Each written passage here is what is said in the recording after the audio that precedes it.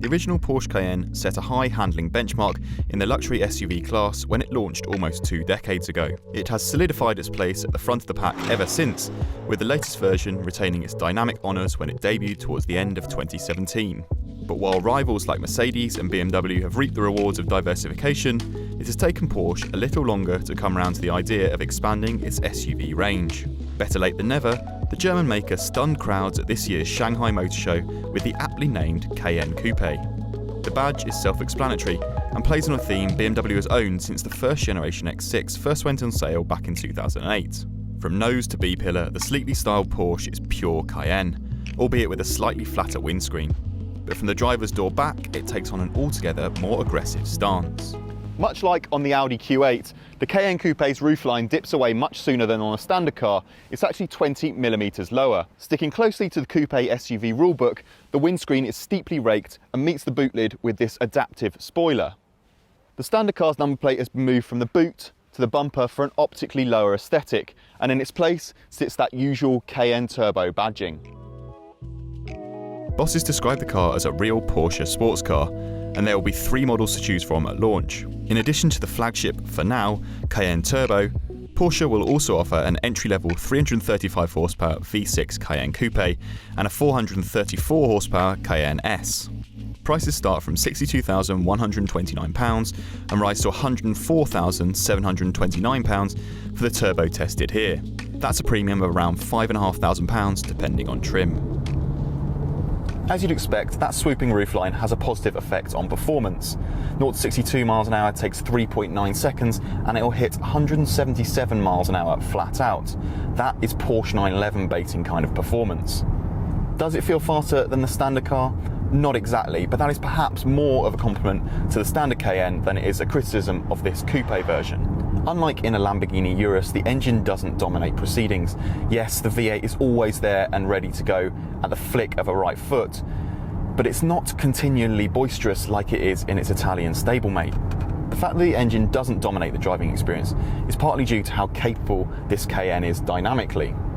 The wider rear track, permanent all-wheel drive system, and this car's 4-wheel steering make the Cayenne Coupe feel smaller and more agile than cars half its size.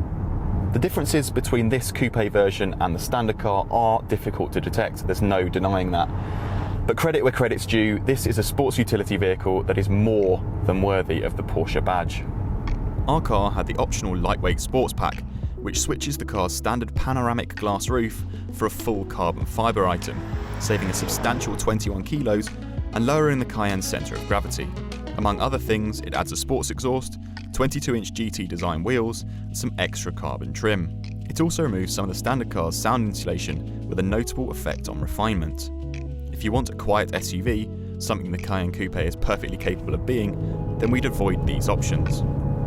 Regardless, turn-in is razor sharp, and on some of the tighter roads on our test route, the Cayenne Coupe showed an amazing ability to pretty much swivel on its own axis. Body roll is near enough non-existent and the steering is nicely responsive. It's weighty enough without feeling artificial and has absolutely no trouble in pointing the car exactly where you want it to go. In our experience, the Cayenne Coupe's biggest issue is a tendency to fidget around town. Now, we've only driven cars on the biggest 22-inch wheels, and those are almost certainly partly to blame. The super wide section front and rear tyres do tend to follow ruts and ridges in the road, and given how smooth our Austrian test route has been, that's only likely to get worse back in the UK. Inside, you'll be hard pushed to tell the coupe apart from its conformist Cayenne counterpart. Every version gets the same 12-inch infotainment system, largely touch-sensitive dashboard, and 911-style analog rev counter.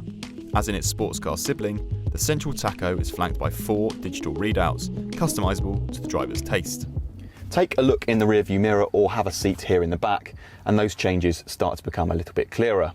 The conventional 3-piece rear bench has been completely reconfigured to offer 2 individual chairs. That emphasises the Cayenne Coupe's sporting intentions, but clearly affects practicality.